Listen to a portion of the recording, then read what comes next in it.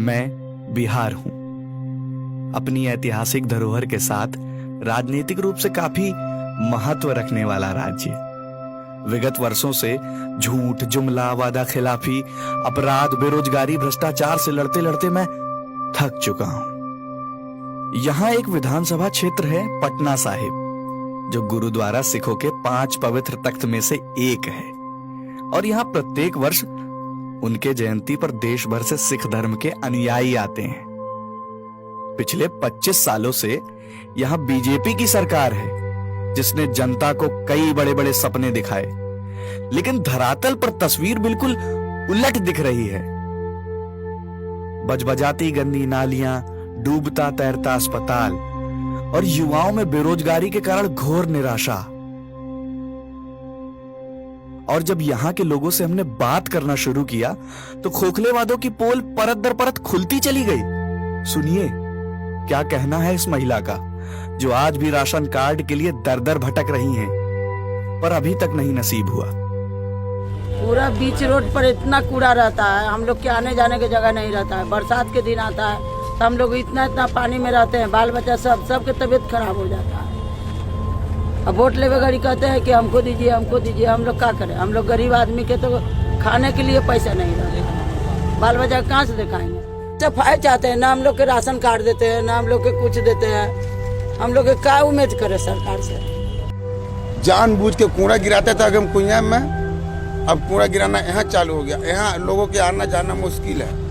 1 घंटा रोड जाम रहता है, कूड़ा वाला उठाता है आराम से, ठीक कहता है कि नहीं हम पैंट, यही कूड़ा को पैंट बनाना है।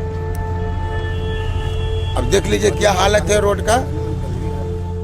जहाँ तहाँ सोच रहे हैं कि घर बनेगा, झोपड़ी हटावेगा, अपना अपना मकान बनेगा। तो अभी तक कहाँ बना? झोपड़ी को झोपड़ी ही अभी तक ले है, कुछ नहीं होने वाला है। सरकार ध्यान न देने वाला है। अभी अगल बगल कितना बड़ी झोपड़ी बना हुआ है। इस एरिया में कुछ साफ सुथरा नहीं होता है। देखिए जहाँ तहाँ कूड़ा फेंका हुआ है। अरे अब मेरे गली में चलिए, दाव तक नगला में अंदर में एक जगह कल चापाकल नहीं है, न कल है न कुछ है। धीरे धीरे बातों का ये सिलसिला जैसे जैसे आगे बढ़ा, उनमें जो बातें प्रमुखता से निकल कर आईं, उनमें सबसे बड़ी समस्या बारिश के बाद आई बाढ़ है। इस आपदा से प्रत्येक वर्ष लाखों की आबादी बुरी तरह प्रभावित होती है, पर नीतीश सरकार इस गंभीर मसले पर पूरी तरह फेल साबित हुई। नीतीश सरकार ने शिक्षा को लेकर बड़े बड़े वादे किए, पर आज तक एक ढंग के विश्वविद्यालय से यह क्षेत्र महरूम है।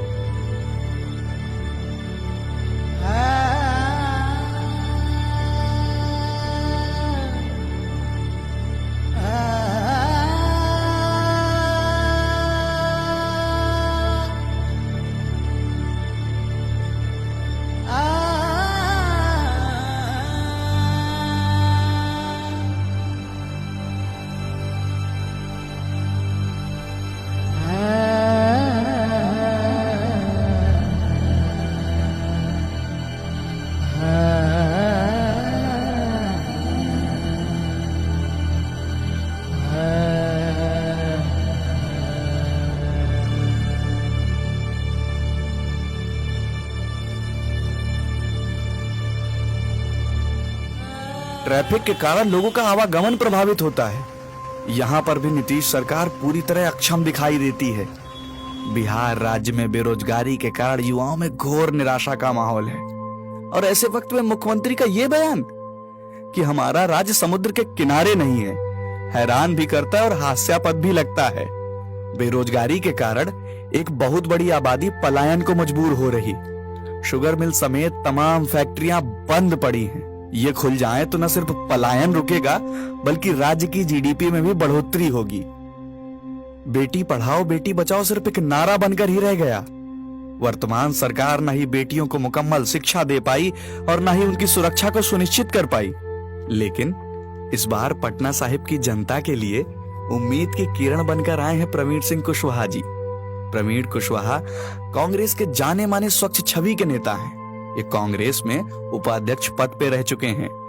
प्रवीण कुशवाहा जी ने राजनीति में रहते हुए बिना किसी स्वार्थ के जनता की सेवा की है और हमेशा अपने क्षेत्र के विकास के लिए कार्य किया है। इस बार यह महागठबंधन से मैदान पर उतरे हैं। दिन रात जनता की सेवा में हाजिर रहने वाले प्रवीण सिंह की जनसभा में उमड़ती भीड़ ये साफ बयां कर रही है कि नीतीश सरकार से बिहार की जनता त्रस्त भी है और उनका विश्वास भी उठ चुका है।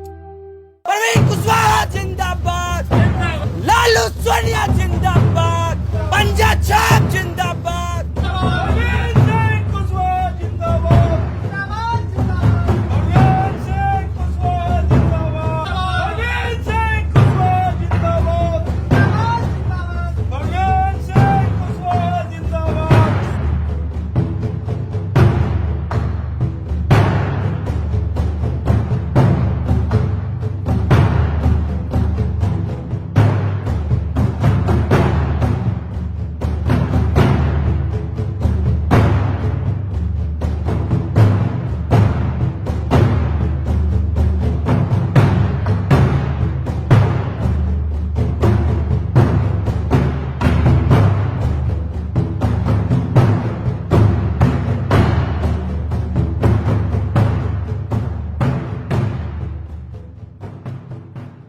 पटना साहिब की महान जनता को मेरा प्रणाम।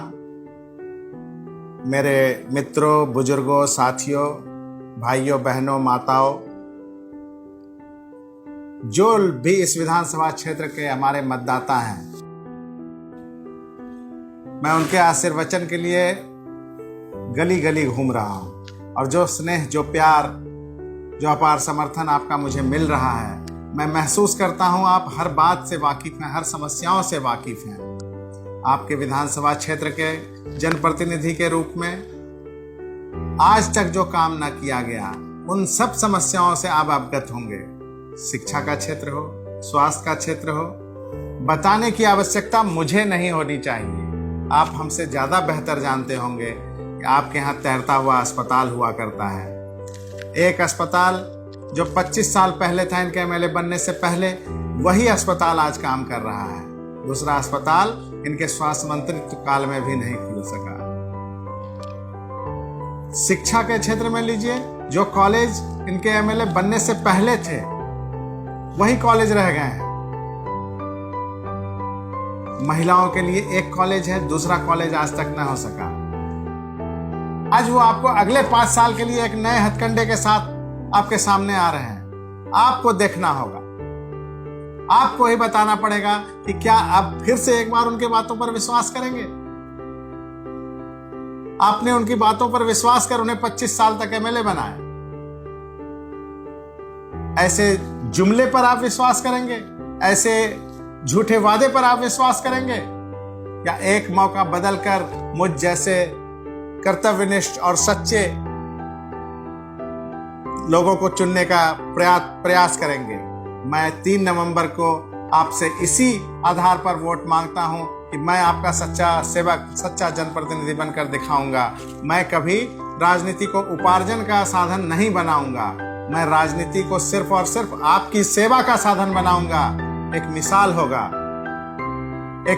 होगा यह कि एक जनप्रतिनिधि अगर चाहे तो आपकी सेवा में 5 वर्षों में कम से कम मूलभूत समस्याओं का समाधान कर सकता है।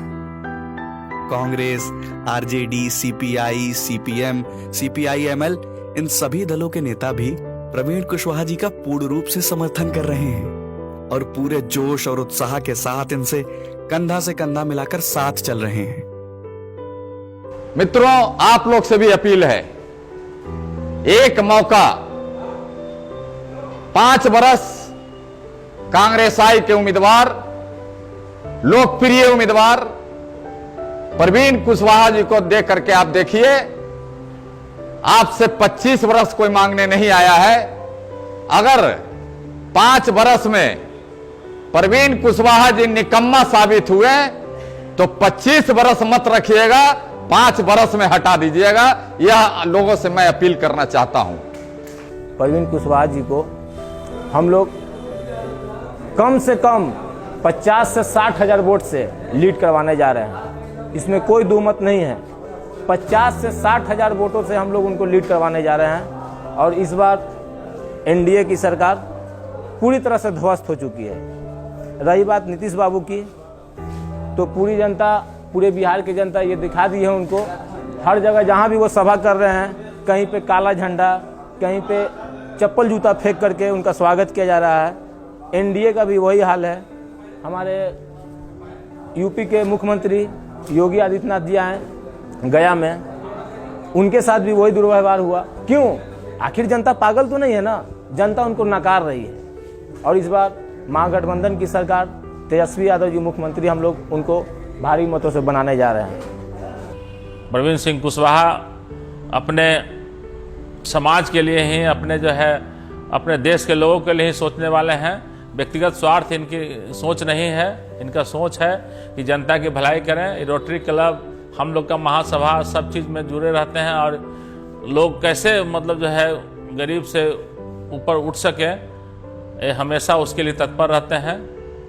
हमारी गठबंधन के सरकार बनेगा, भरी बहुत मतों से प्रवीण कुशवाहा को विजय बना के हम भेजेंगे। तेजस्वी यादव के मुख्यमंत्री एकदम श्योरली हमारी बनना है। 3 नवंबर को यहाँ चुनाव है। पटना साहिब के प्रत्याशी, कांग्रेस के प्रत्याशी श्री प्रवीण सिंह कुशवाहा चुनाव लड़ रहे हैं। इनका बेहतर अनुभव है, पुराने पॉलिटिशियन हैं।